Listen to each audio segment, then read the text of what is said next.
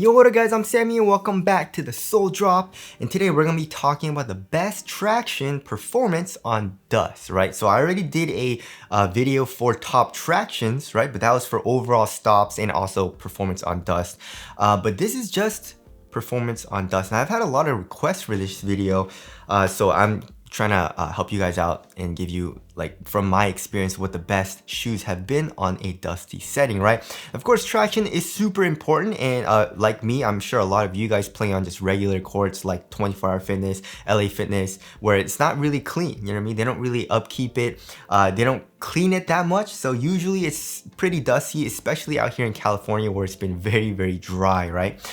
So I'm playing on dusty courts a lot, and I need really good traction. I need a shoe to bite through dust pretty well, and if it does pick up a little bit of dust, if I wipe pretty easily, I want most of the dust to come off, and I want really good stops again, right? So I don't want to be really going in there and trying to wipe off all the dust. So yeah, I'm sure a lot of you guys want that as well. So if you guys do want to cop any of these shoes, I try to leave the link in the description box. But let's get started right off with the Serious Player Only Player 1 Plus, right? So of course, I love what Serious Player Only is doing with their shoes. I love how they listen to the consumers and what we want, right? And then they actually listen, and really quickly they get a shoe out where they make the changes and improvements to their shoe, right? So the original Player 1 is amazing, right? The traction is awesome. You have an amazing bite on a clean court, and also on a dusty setting has really good grip. It bites through dust really well, has a nice loud high-pitched squeak and all that, right? But then of course we said, you know, we want a more durable outsole. The grooves are very thin, and the rubber is pretty soft on the original Player 1. So they heard us, and then they're like, okay, we're gonna make a Player 1 Plus, and then they made a very durable outsole. The rubber is a lot thicker, it's a lot harder. So yeah, I mean, the Player 1 Plus is gonna be good on all courts, like all conditions, right? And also on the outdoor court. So that's why I really like the Player 1 Plus. You have a really good bite. You have an amazing bite actually on a clean court, but also bites through dust extremely well, and it picks up dust very slowly. It really doesn't pick up dust that much, and it bites through dust really well. So you're not gonna have to wipe that often either, which I do like. And the performance is around the same from the original Player 1 and also to the Player 1 Plus. The weird thing though is that the Game 1, right? They have a new shoe, it's called the Game 1, and the outsole looks very similar, like the pattern and all that looks very similar to the Player 1 Plus, but it seems like they changed up the rubber compound. It doesn't squeak as much, it doesn't bite as hard either. It still has a nice bite once you break it in. But anyways, Player 1 Plus and also the regular Player 1, they're still available, and they both bite through dust very well and have very good performance on a dirty court. So there's that. Next we got the 361 degrees AG4, right? So also again, amazing bite on a clean court, but also amazing bite on a dusty setting as well.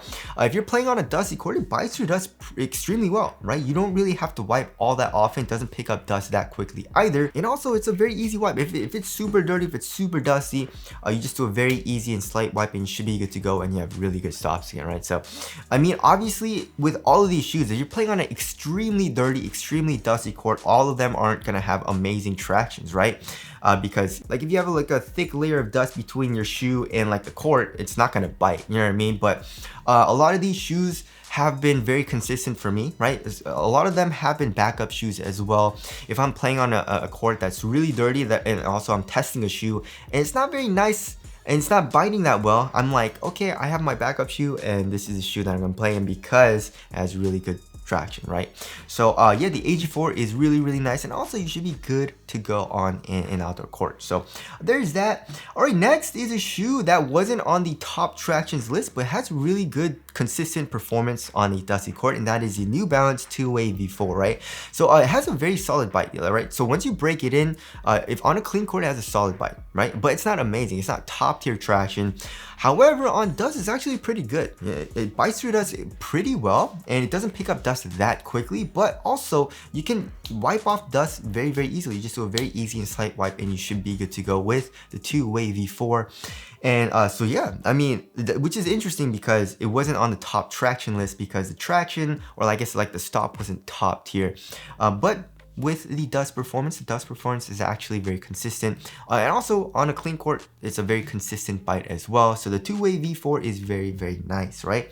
All right, next we got the Reebok AR1. The AR1 has amazing traction. The ice cream colorway that I have is absolutely amazing, right? So I've been playing in the ice cream colorway, and also it was the Lakers colorway. I forgot what that one was called. But then they have a solid white rubber outsole, right? But then I just got the Milky Way colorway in, and it's a fully translucent outsole. And in my experience, I've been sliding around a little bit more with that colorway, probably because it's translucent, right? So translucent and a solid rubber it doesn't have to, but it can perform a little bit differently because maybe they use a different rubber compound or something. But with the solid white rubber outsoles in the ice cream colorway and the Lakers colorway that I've been playing in, it's amazing traction, right? So it has the best traction of this year. That's how good the AR1 is for the outsole. So if you want an amazing bite on a clean court, but also if you want amazing performance on dust, it doesn't pick up dust really at all. But if it's super dusty and picks up a little bit of dust, it's a very easy wipe as well. So the AR1 is very nice. Just kind of try to stay away from the Milky Way colorway, I guess, which kind of sucks because the Milky Way colorway looks absolutely amazing, right? But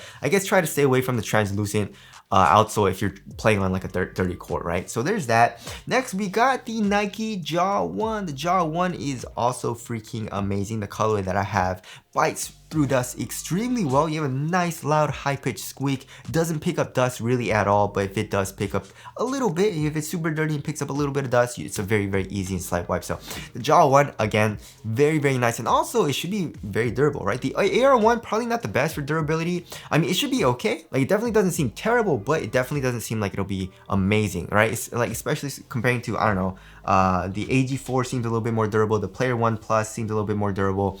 The Jaw 1 seems a little bit more durable than the AR1, right? But anyways, yeah, the Jaw 1 has amazing performance. Next, we got the All Pro Nitro from Puma, which I think is the only shoe that performs well that Puma has right now, right? So the MB3, not very nice. The Blaze, the TRC Blaze Court, I think it was, not very nice in my personal opinion. But the All Pro Nitro, amazing performance, but also really, really nice traction.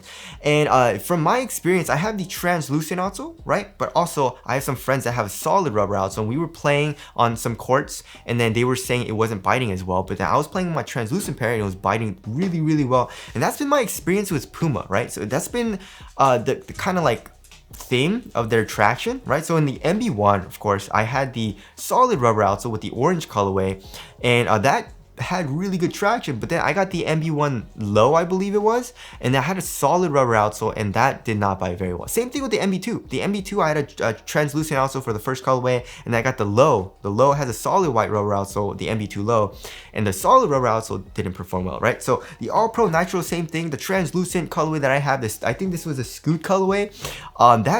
That traction is absolutely amazing. Amazing stops, really like top tier stops on a clean court. Bites through dust extremely well, but then try to stay away from the solid rubber outsole. So I guess that's kind of like the thing from Puma, right? Try not to get a solid rubber outsole from them. Try to get a translucent if you can, just from my personal experience. So there's that. Next, we got the Freak 5, Nike Freak 5. Again, it's just like the Jaw 1, amazing performance on a clean court. Bites through dust pretty well. I would say the Freak 5 picks up a little bit more dust than all the other shoes on this list, but still has really good performance on a dusty setting.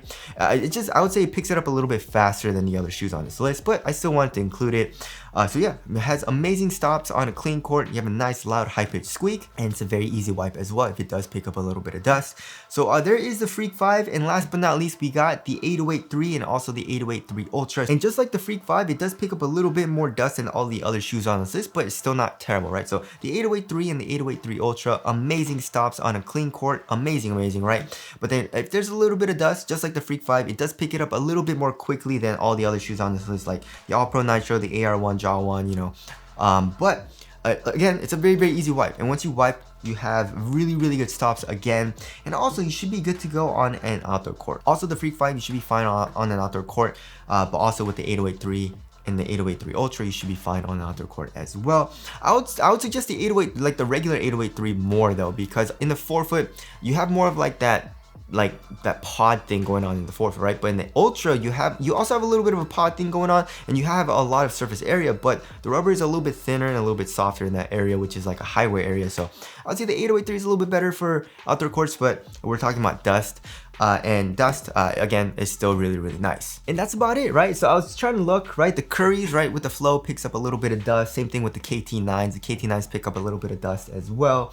Same thing with the Wild 10. Sabrina 1 picks up a little bit of dust as well. A little bit more than the Freak 5 and the 808-3 Ultra.